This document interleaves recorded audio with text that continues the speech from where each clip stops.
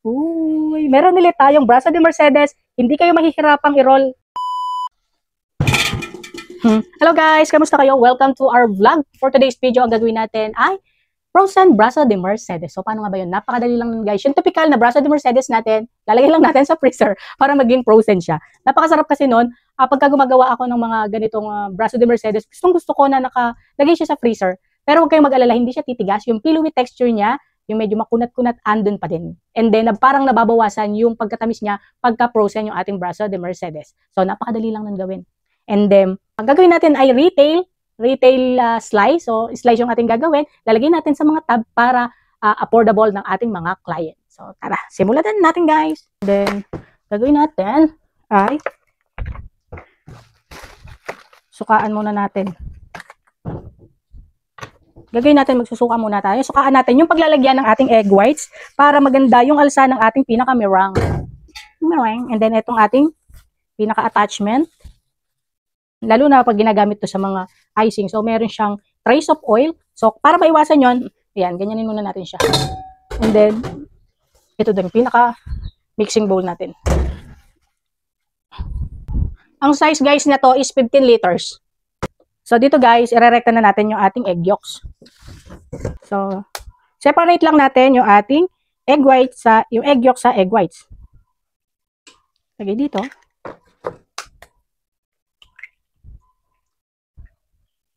Yan.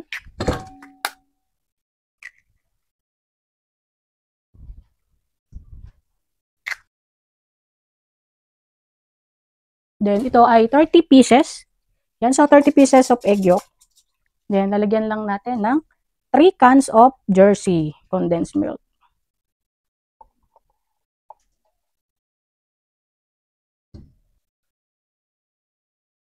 Then, lalagyan natin ng 1.5 teaspoon of vanilla para iwas lansa. So, lulutuin muna natin guys yung ating pinaka-filling bago natin i-beat yung ating pinaka-meringue. Para nun, habang naluluto din yung ating pinaka-meringue ay lumalamig naman ito.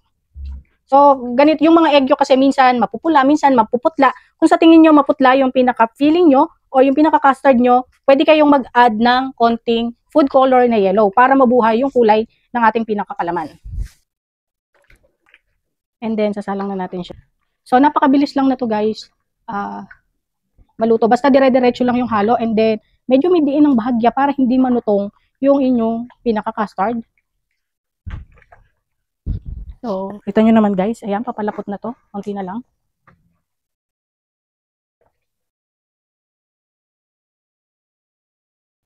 Ayan, then, turn off the heat. Then, lalagyan natin siya ng butter guys.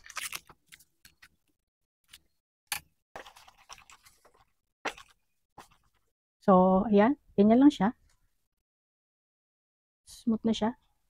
So, dito naman tayo ngayon sa ating pinaka-meringue. Preheat muna natin oven.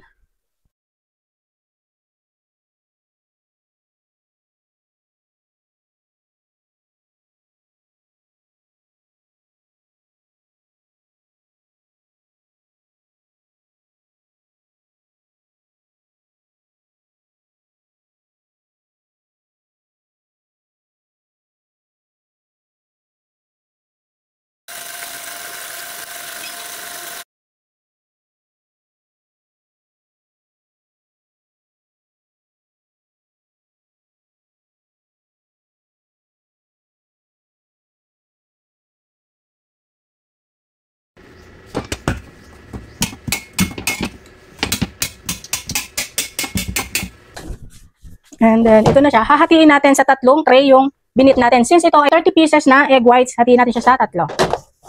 Pwede kayong gumamit ng timbangan para sakto lang talaga.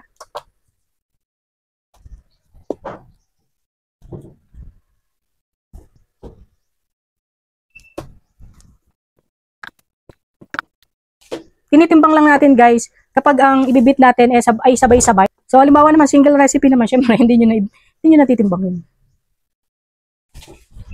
So, ito, ang gagawin natin dyan ay ipa-flatten muna natin. Mas maganda guys kung i-overlap nyo yung parchment paper nyo para talaga hindi nadidikit yung meringue sa inyong tray. And then, saka natin guys, susuyo din. Kung wala kayong ganito, pwede kayong gumamit ng tinidor. So, ito na siya. I-bake na natin siya ng 150 degrees Celsius ng about 20 to 25 minutes. Pero yung babang oven natin, medyo hinaan ko yun kasi para hindi masunog yung ilalim. Okay lang na yung taas ang medyo mataas. So, 130. Yung taas ay 150 natin. And then, timeran natin ng 25 minutes to. So, guys, depende pa din sa oven na gamit nyo ang kalalabasan ng inyong binake. Yan.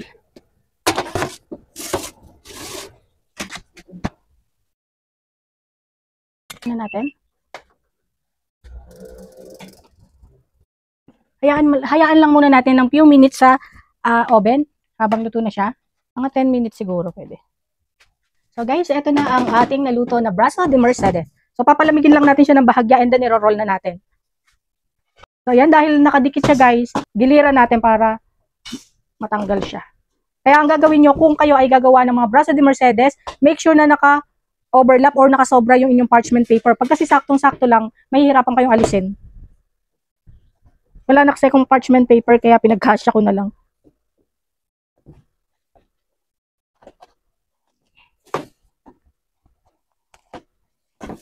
So ito na siya guys. Ang gagawin natin, meron tayo dito na cheesecloth or katsa or yung pinagsuputan na o pinagsakuhan ng harina. Yan. Para kasi sa akin maganda siyang ipang roll. Una, mag-dust tayo dito ng powdered sugar. And then dito din, mag-dust tayo dito para hindi siya didikit. And then saka na natin sa taob. At dahan-dahan nating babalatan. Then saka na natin guys lalagyan ng pinaka-filling. Yan. Spread lang natin mabuti.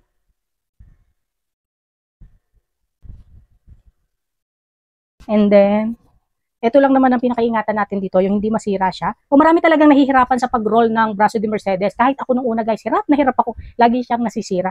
So, nung natutunan ko tong cheesecloth yung ginamit, ay perfect na siya. So, try natin. So, dapat ay dahan-dahan lang. Ayan.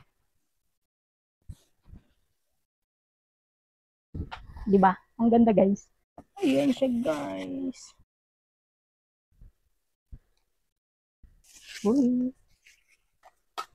Gawa ulit tayo. Dust lang natin dito.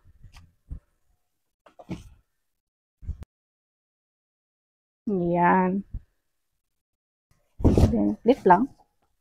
And then, lalagyan ulit natin ng pinaka-filling.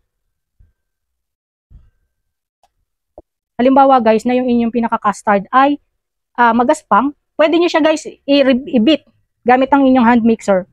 Or salain, ganun. So, kita nyo, i-roll ulit natin siya nang walang kahirap-hirap gamit ang ating katsa. So, dahan-dahan lang, very gentle lang. Hop, yeah.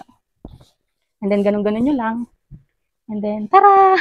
Diba? Walang kahirap-hirap.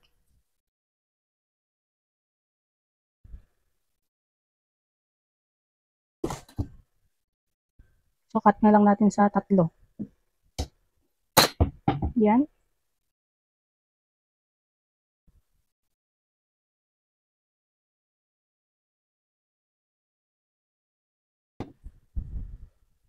Then, lalagay natin sa ating tab. Yan. Then, lagay natin dito. Ito nyo naman, ang ganda ng pagkaka-cut natin.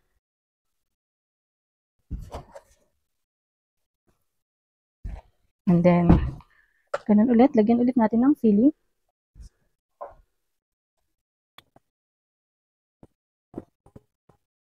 So, ganun lang. Yan. Oh, diba?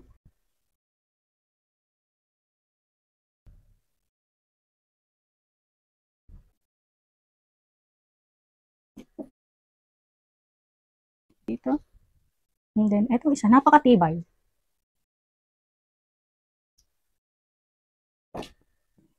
Yan. Yan. So, dahil may natira pa tayo, ay pwede nating ilagay sa mga pinakadulo ng ating mga cake. Yan.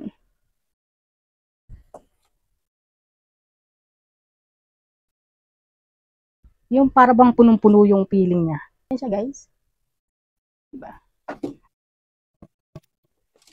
So yan, nakita nyo napakatibay ng ating braso de Mercedes. Walang kasira-sira. So yan, diba?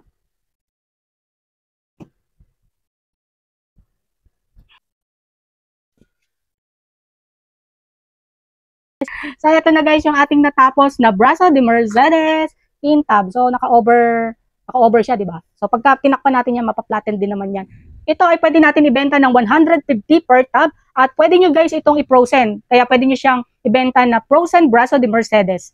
Di ba? Napaka-nice. So, yung full roll na to, pwede nyo ibenta ng 400. Half roll naman ay 200. Samantalang yung ganito ay 150. Nakatuwa.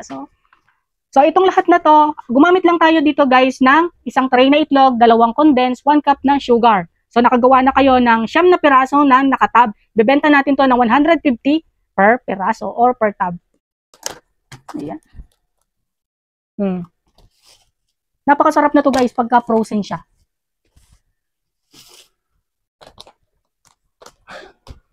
Yan. Sana'y nagustuhan nyo ang video natin. Thank you for watching guys. Sabay-sabay tayong matuto at kumita. Because sharing is caring. Bye!